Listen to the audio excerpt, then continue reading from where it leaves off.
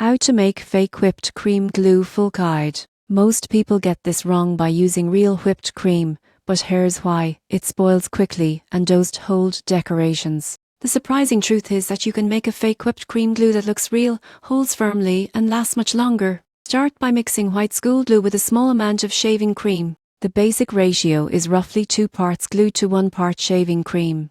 Use a spoon or spatula to fold them together gently until the mixture is light and fluffy. You won't believe how similar this looks to real whipped cream instantly. Next, add a few drops of white paint or food coloring if you want to adjust the shade. This step is optional, but can enhance realism for crafts or decorative projects. For extra strength, a teaspoon of cornstarch can be folded in, giving the glue more staying power without losing fluff fines. Once your fake whipped cream glue is ready, transfer it to a piping bag or a resealable plastic bag with a corner snipped off. You can pipe it onto paper, cardboard, or other lightweight surfaces. It's perfect for crafts, art projects, or even decorating non-edible models. Unlike real cream, it won't melt or drip.